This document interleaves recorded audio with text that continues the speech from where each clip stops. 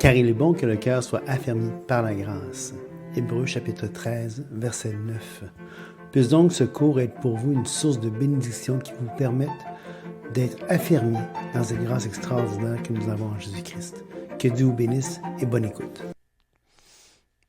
Alors bonjour tout le monde, bienvenue à l'Épître aux Hébreux, à cette série sur l'Épître aux Hébreux. Nous sommes rendus au chapitre 8 de ce bel épître. Aujourd'hui, donc, on entame un chapitre important.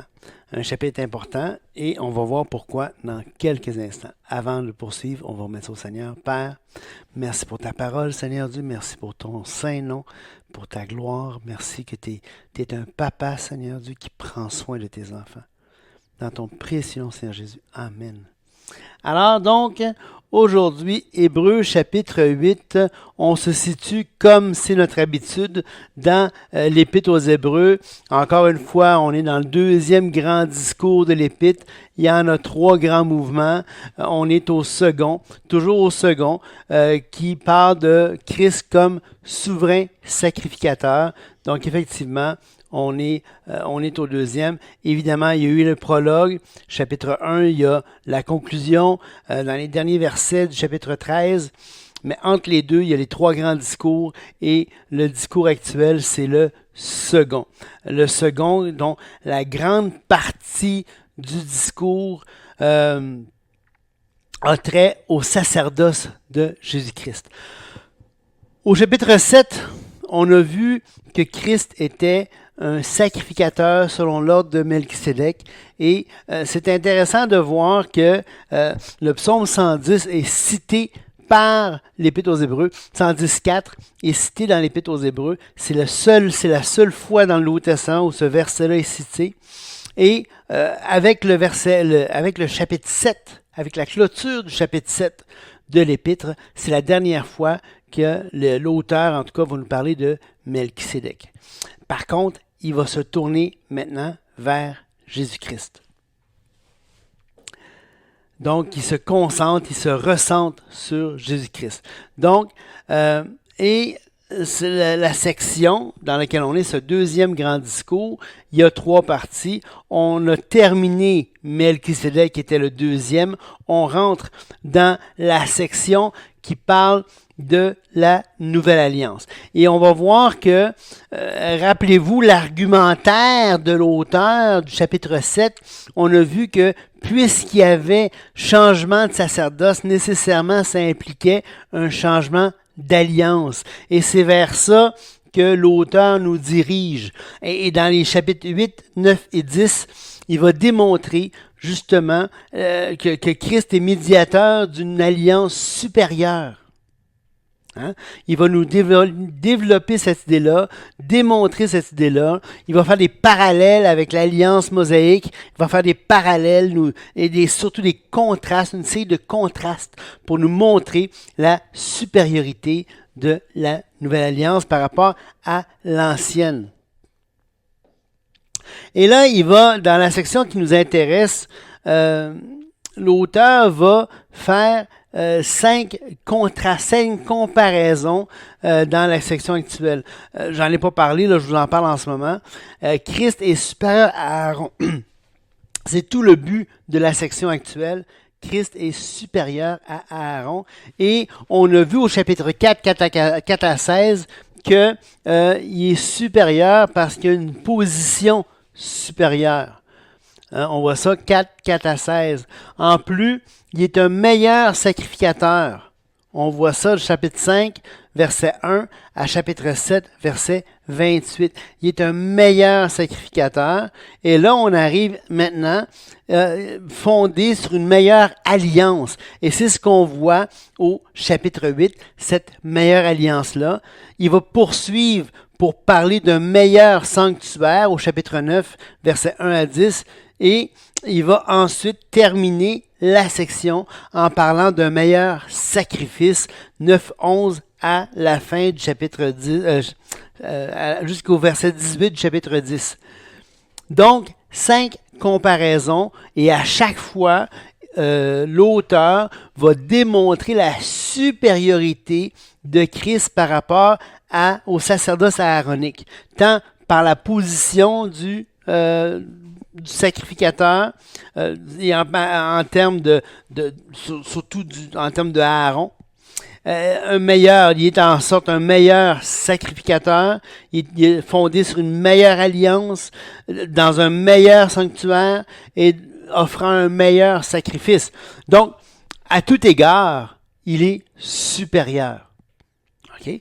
Donc, ça dépeint un petit peu là, qu'est-ce qu'on voit dans les chapitres 4, verset 14, jusqu'au chapitre 10, verset 18. Mais évidemment, en ce moment, où est-ce qu'on est? On est au chapitre 8 et ce chapitre 8, ben c'est ça, c'est fondé sur une meilleure alliance. OK, donc fondé sur une meilleure alliance. Christ, médiateur d'une meilleure alliance, et on voit ça, Hébreux 8, 1 à 13.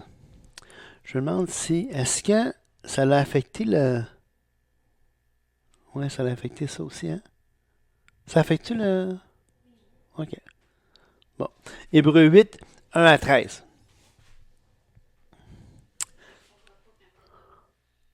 Pardon? Ah, OK. Donc, Hébreux 8, 1 à 13, c'est la section dans laquelle on est. Et c'était le titre de la section, Christ, médiateur d'une meilleure alliance. Ça va être aussi le titre de notre message, Christ, qui est le meilleur médiateur, un médiateur d'une meilleure alliance, devrais-je dire. Donc, le chapitre actuel, comme à la coutume, faut croire qu'on aime les trois, on aime les triades. Trois parties au chapitre. La première partie, c'est versets 1 à 6 qu'on va voir aujourd'hui. La deuxième partie, versets 7 à 12 qu'on va voir la prochaine fois. Et la conclusion du chapitre 8, qui est le verset 13. Et donc, évidemment, le verset 13, on va le voir aussi la prochaine fois.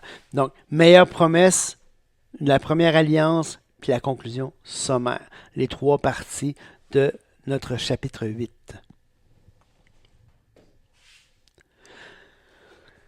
Ce qui est intéressant, c'est que dans ce chapitre 8-là, dans la deuxième partie qu'on va voir la semaine prochaine, il y a une citation de l'Ancien Testament qui a la particularité suivante. C'est la plus longue citation du Nouveau Testament qu'on retrouve. Plus longue citation de l'Ancien Testament que l'on retrouve dans le Nouveau Testament. Hein? La plus longue citation qu'on va retrouver. Et c'est vraiment une citation qui est très longue. Et pourquoi il va la citer? Pour démontrer ce qu'il veut démontrer, que finalement, la nouvelle alliance est supérieure à la première alliance, et comme le sacerdoce d'Aaron, le sacerdoce lévitique était fondé, était ancré dans l'alliance mosaïque, celle-ci, le sacerdoce melchisédékien, le sacerdoce de Christ finalement, est fondé sur une alliance supérieure, sur une meilleure alliance, et c'est tout le but de la citation qu'il va faire au chapitre 8. Donc, avec le verset 1 et 2 du chapitre 8, on va commencer déjà à proprement parler notre étude du chapitre. Avec les versets 1 et 2 vient un changement majeur dans le discours de l'auteur. Voici ce que dit le chapitre 8, versets 1 et 2. Le point capital de ce qui vient d'être dit, c'est que nous avons un tel souverain sacrificateur qui s'est assis à la droite du trône de la majesté divine dans les cieux, comme ministre du sanctuaire et du véritable tabernacle qui a été dressé par le Seigneur et non par un homme.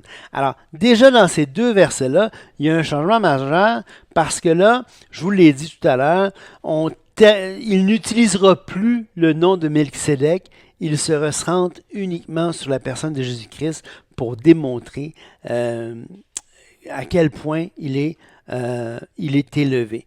Et c'est là le changement majeur. Et il va dire un énoncé capital, hein, le point capital de ce qui vient d'être dit.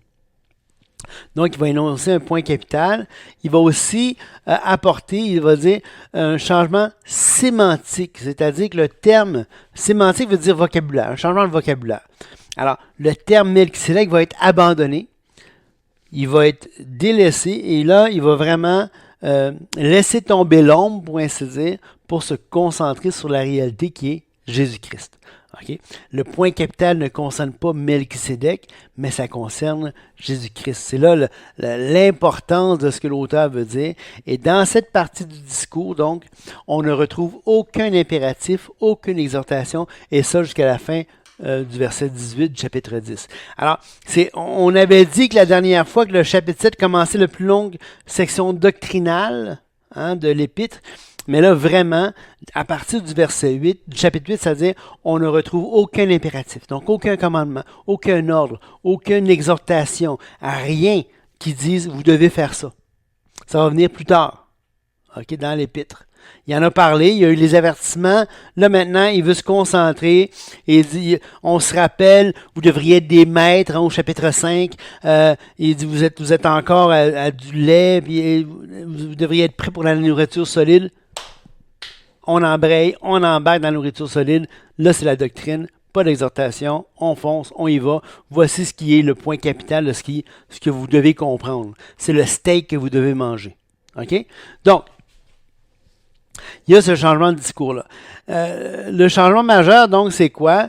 Il y a un des points importants, c'est qu'il s'est assis à la droite du trône de la majesté divine dans les cieux. C'est intéressant parce que même s'il va reprendre, parce qu'oubliez pas, là, il fait du pouce sur le psaume 110.4. En fait, il fait du pouce sur le psaume 110. Où est-ce que on voit le Seigneur dire, mon Seigneur, assis-toi à ma droite jusqu'à ce que je fasse...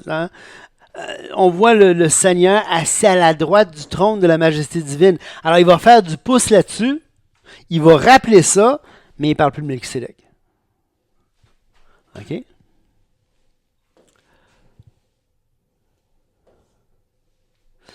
Et qui s'est assis. Ça aussi, c'est une distinction d'avec le sacerdoce lévitique. Il s'est assis. Pourquoi c'est une distinction? Pourquoi c'est un contraste? C'est que dans le sanctuaire de Moïse, OK, de la loi mosaïque, il n'y avait aucun siège où le sacrificateur pouvait s'asseoir. Le sacrificateur devait rester debout.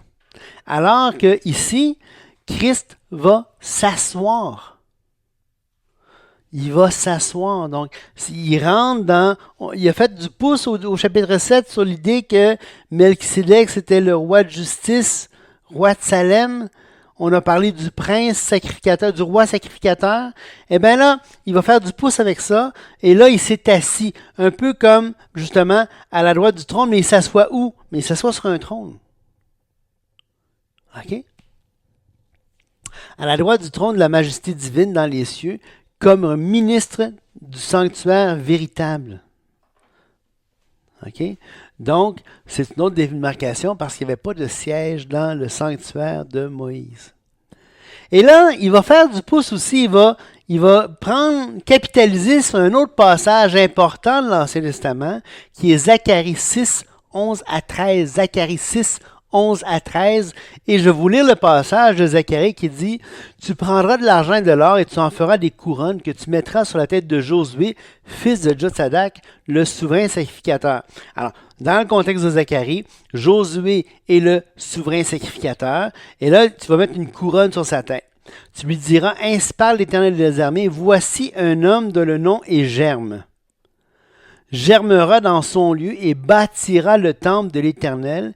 Il bâtira le temple de l'Éternel, il portera les insignes de la majesté. Il s'assiera et dominera sur son trône. Il sera sacrificateur sur son trône et une parfaite union régnera entre les deux, entre l'un et l'autre. » Alors, déjà, on voit l'idée. Josué est sacrificateur, donc il y a un temple, il y a les sacrifices. Donc, il y a déjà l'idée là que ce temple-là dans lequel sert Josué, le souverain sacrificateur Josué, à ne pas confondre avec Josué dans le livre de Josué. Là, c'est deux personnages complètement différents. Là, on est dans le livre de Zacharie qui est beaucoup plus tard. Et donc, Josué est souverain sacrificateur. Et là, Dieu dit à Zacharie de lui faire part, de lui expliquer. Tu lui diras, ainsi parle l'Éternel des armées, voici un homme de le nom est Germe. Donc ça pointe vers le Seigneur, vers le Messie. C'est un terme qui est messianique, le germe.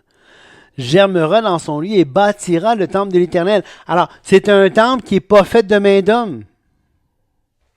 C'est le germe. Il bâtira le temple. Il bâtira le temple de l'Éternel. Il portera les insignes de la majesté. N'oubliez pas, la majesté, ça fait appel à la royauté. Hein? Il s'assiera et dominera sur son trône, une royauté qui domine sur un trône. Alors, n'oubliez pas que dans le contexte de l'Ancien Testament, le sceptre appartenait pas à Lévi. Le sceptre appartenait à Juda. Donc déjà, de dire ça, de prophétiser ça, qu'est-ce que anticipe le prophète? Donc Dieu par le prophète, il anticipe un changement de sacerdoce qui va pouvoir combiner à la fois Juda et Lévi, ou en tout cas à la fois ce qui appartient à Juda et à la fois ce qui appartient supposément à Lévi. Or, le sceptre ne peut pas s'éloigner de Juda. Donc déjà, quelque part, on voit que s'il y a quelque chose qui doit broncher, ça va être le sacerdoce de Lévi. OK? Et donc, c'est dans ce contexte-là que va prendre l'auteur de l'Épître aux Hébreux et qui va expliquer pourquoi il y a ce changement-là. Et que c'est Christ qui est de Juda, mais qui a été fait sacrificateur pour toujours selon l'ordre de Melchisédek, psaume 114, okay, qui va prendre le sacerdoce. Okay. Et là, l'auteur de l'Épître va développer son idée. Okay, donc, Zacharie 6, 11 à 13, c'est vraiment un passage intéressant, excusez-moi, pour bien comprendre ce qui se passe dans l'Épître. C'est pour ça que, je vous disais déjà en entrée de jeu, dès le départ, quand on a commencé cette série-là, on peut difficilement comprendre l'Épître aux Hébreux. En fait, honnêtement, on ne peut pas comprendre vraiment le Nouveau Testament si on ne comprend pas l'Ancien. Okay? Mais l'Épître aux Hébreux, il fait tellement du pouce sur l'Ancien Testament, il capitalise tellement sur l'Ancien Testament que il faut le comprendre. Il s'appuie. Julie n'aime pas trop l'expression. Faire du pouce dessus, je trouve ça beau. Un peu trop québécois. Mais en fait, donc il s'appuie tellement sur l'Ancien Testament que qu'il faut comprendre l'Ancien Testament. Il faut faire les liens. On n'a pas le choix. OK? Donc, le souverain sacrificateur s'assiera, dominera sur son trône, il sera sacrificateur sur son trône. Donc, un autre point important ici, il dit, comme ministre du sanctuaire et du véritable tabernacle. Et donc, le véritable tabernacle, ça laisse entendre quoi? Un peu ce qu'on a vu dans Zacharie, hein, qui a été dressé par le Seigneur et non par un homme. Un peu ce qu'on a vu dans Zacharie, il y a un véritable tabernacle. Et cette idée-là va être reprise plus tard. Cette idée-là va être reprise beaucoup plus tard dans Hébreux 9, 11 à 28. Alors, on voit vraiment que là, l'auteur, comme on dit, il a embrayé, il développe sa pensée, il développe son raisonnement, son argumentaire, et il bâtit étape par étape, par étape, par étape, pour vraiment démontrer à son lectorat, démontrer à ses lecteurs, écoutez les gars, Christ est supérieur. OK? Donc, un sanctuaire véritable. Ce qui est intéressant ici aussi, juste une petite anecdote, ou pas une anecdote, mais un petit aparté, qui n'a pas nécessairement directement rapport à l'Épître. Oui et non, en fait. Ici, c'est au temps présent. Hein? Tout souverain sacrificateur est établi pour présenter les offrandes. C'est le temps présent qui est utilisé. Alors, on peut voir que le temple n'est pas détruit encore. Donc, l'épître, hein, est rédigée avant. L'épître est rédigée avant la destruction du temple qui se fait en 70 après Jésus-Christ. Okay? C'est un bon indicateur. Est-ce que c'est le seul indicateur? Je ne pense pas. Est-ce qu'on peut l'affirmer sans l'ombre d'un doute? Je ne pense pas non plus. Mais c'est quand même, selon moi, ça me suffit de dire, écoute, l'Épître a probablement été écrit bien avant, ou en tout cas, avant, je ne sais pas si c'est bien avant, mais au moins avant la destruction du temple. Mais on pouvait voir les signes s'en venir et je pense, et je vous l'ai déjà dit, que les avertissements que l'auteur fait à son lectorat, à ses lecteurs, ont rapport justement au fait que le temple va être détruit, Rome s'en vient, s'ils se convertissent, ils ne se repentent pas, ils s'associent encore à l'ancien système, ben ils vont périr comme les incrédules. OK? Maintenant, Hébreux 8, 3 à 5, donc les prochains versets qu'on regarde ensemble. Hébreux, on vient de voir les versets 1 et 2, versets 3 à 5. L'argument des versets 3 à 5 procède selon une comparaison entre le ministère sacerdotal lévitique sur la terre et le ministère sacerdotal de Jésus dans le ciel. Donc, il y a comme un contraste entre ce qui se fait sur la terre et ce qui se fait au ciel. Le verset 4 et 5 souligne la supériorité du ministère céleste de Jésus parce que le ministère lévitique a lieu dans un sanctuaire terrestre qui n'est qu'une copie du céleste. Alors, c'est comme si Lévi, les Lévites, les sacrificateurs d'Aaron, de la famille d'Aaron, célèbrent le culte, servent dans le temple, un temple qui n'est qu'une image, qui n'est qu'une ombre, qui n'est que quelque chose de ce qui s'en vient plus tard. Okay? Tandis que Christ, lui, il est dans le véritable. Il est au ciel dans le véritable. Et c'est Dr. Furtenbaum qui fait valoir qu'on peut transformer son argument en deux syllogismes.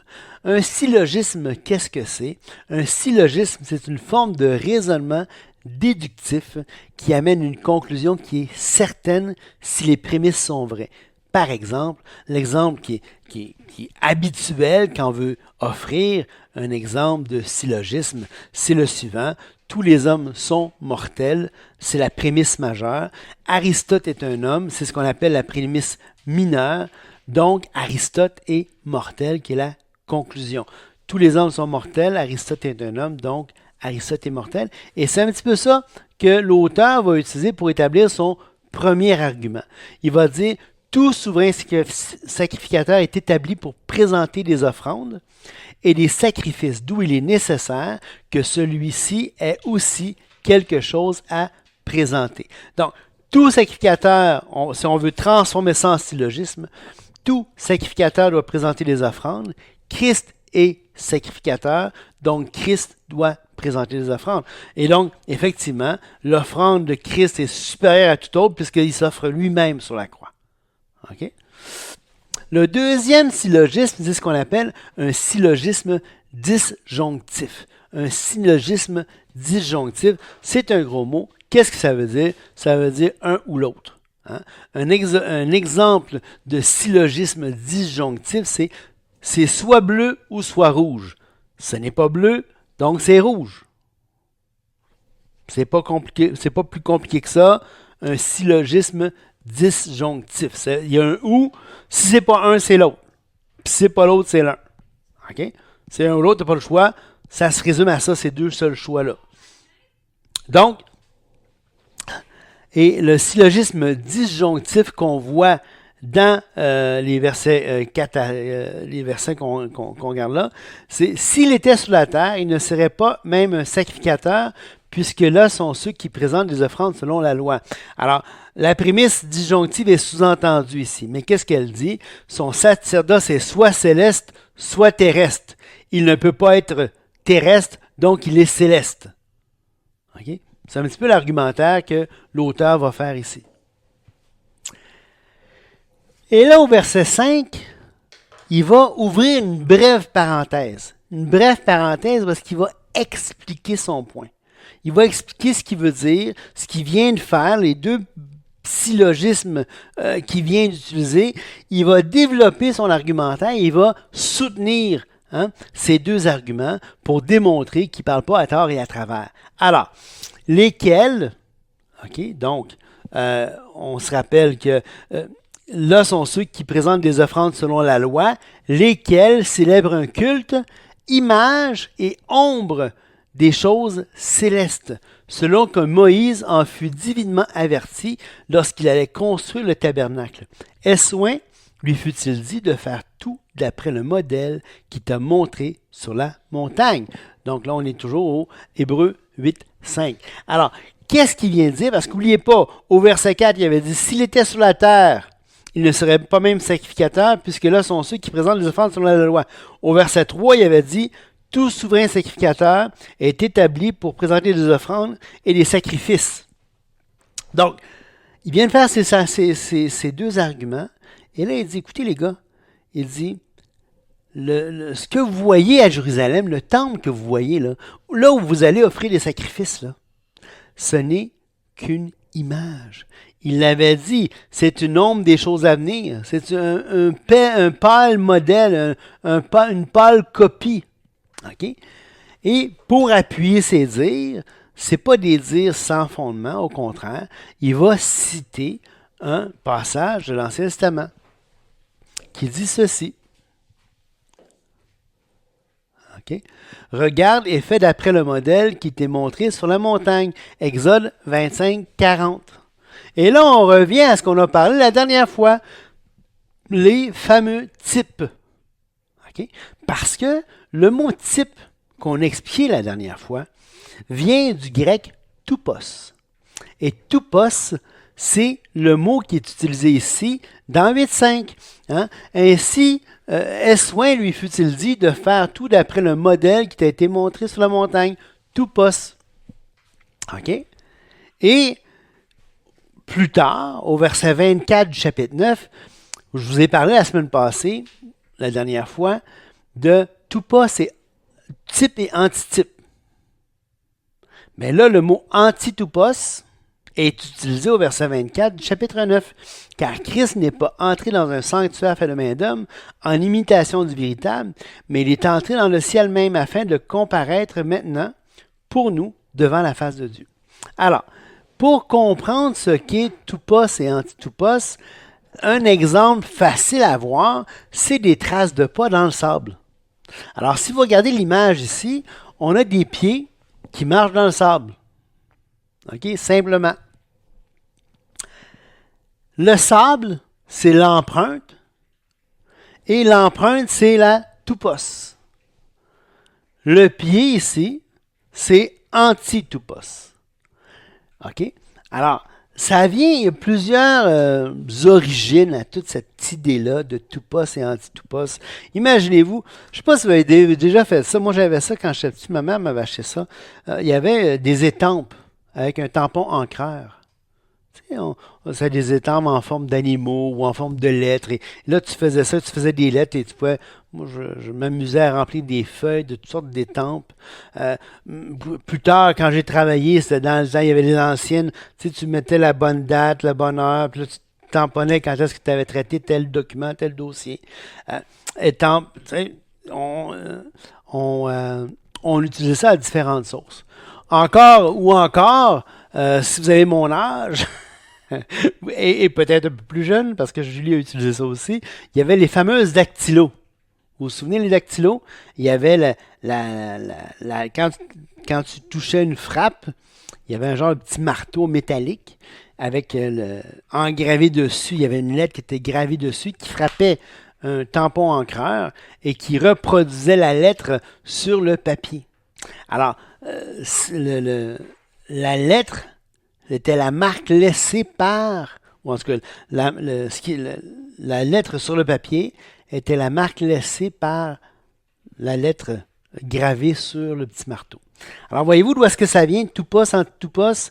Hein, le tampon encreur, c'est ce qui fait la marque, tandis que, donc ça, c'est l'antitype, et ce qui fait la marque laissée, c'est le type.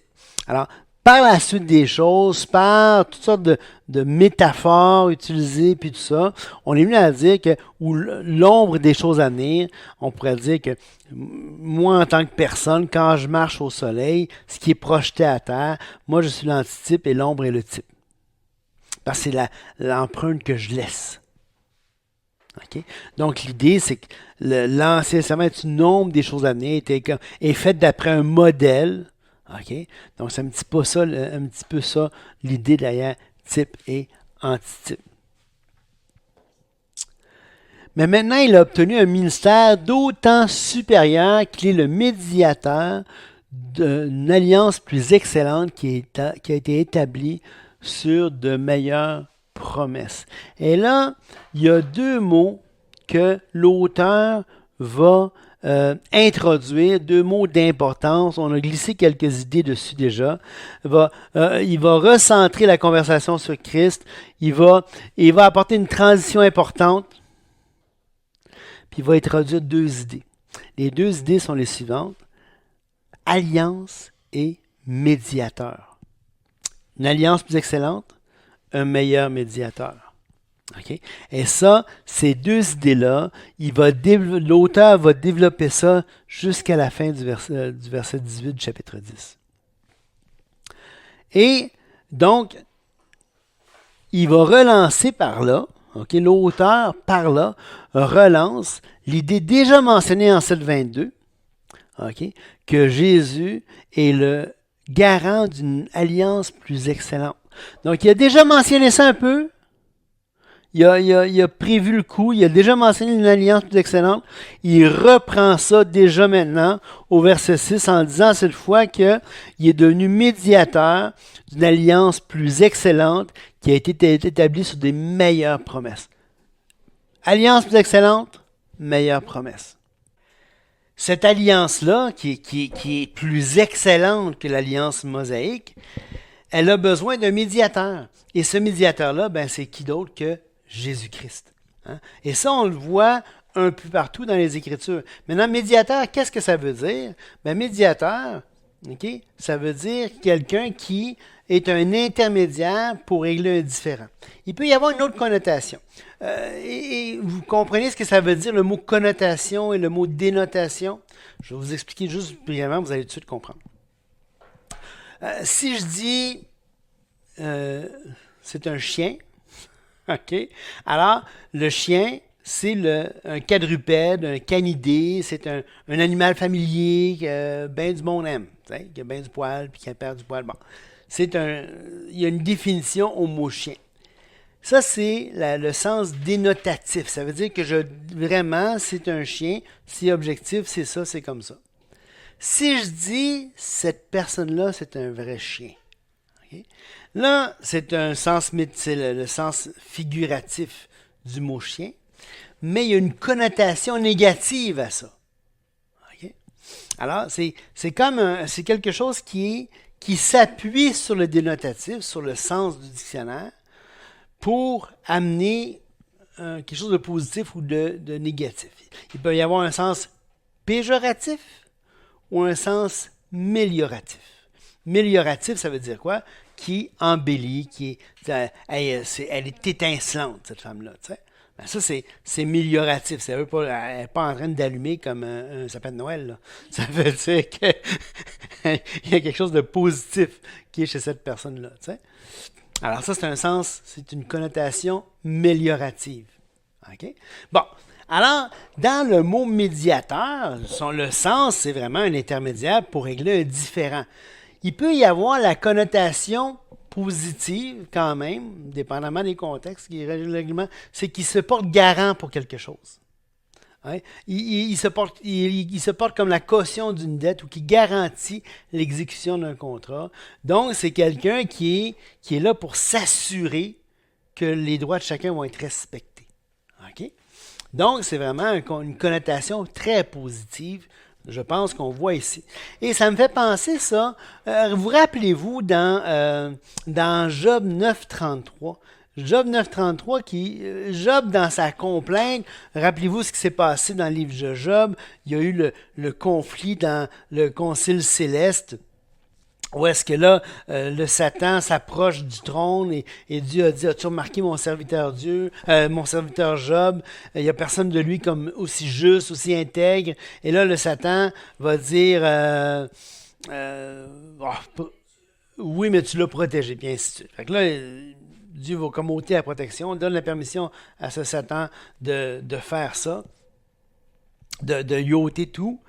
Et là, à un moment donné, dans toute cette tribulation-là, à un moment donné, Job crie à Dieu, puis il va dire, il n'y a pas d'arbitre.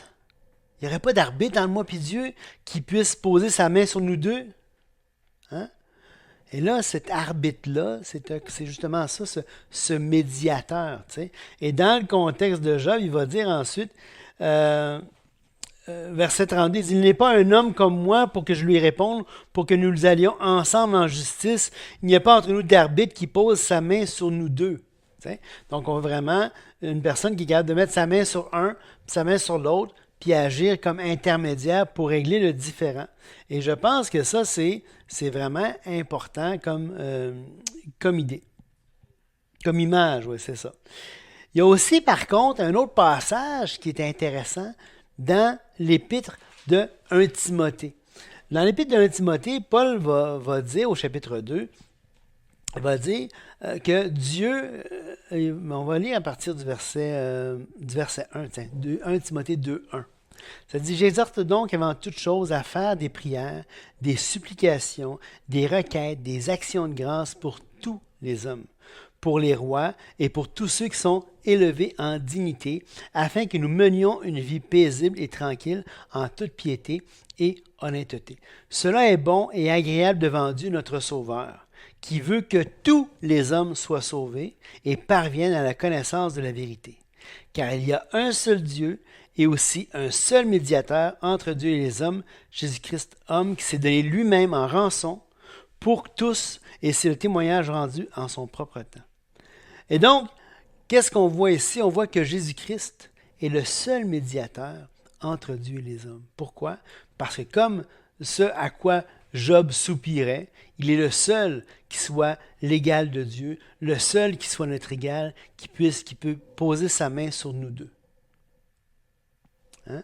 Et qui peut faire le rôle d'intermédiaire. Ce qui est intéressant dans ce passage-là de 1 Timothée 2, c'est que Dieu est le Sauveur et il veut sauver tous les hommes. Pas certains d'entre toutes les nations. Là. Si c'est ça que Dieu avait voulu dire, si c'est ça que le Saint-Esprit aurait voulu dire, il aurait pu vouloir dire qu'il veut sauver parmi toutes les nations. Il a dit tous les hommes. Chacun d'entre eux. Tous les hommes, Dieu veut les sauver et Christ a pourvu pour un salut pour tous les êtres humains. Hein? Et donc, pour vous, pour moi, pour Julie, pour tous les êtres humains, Dieu a pourvu un si grand salut. Il a fait une provision. Ça veut dire quoi, ça? Ça veut dire que c'est accessible. C'est pas automatiquement porté au compte de quelqu'un. C'est accessible pour que ça puisse être porté au compte de quelqu'un. Mais il y a un dépôt en garantie. Christ est l'intermédiaire qui garantit ce dépôt-là. Que Dieu vous bénisse abondamment, puis on se voit la prochaine fois.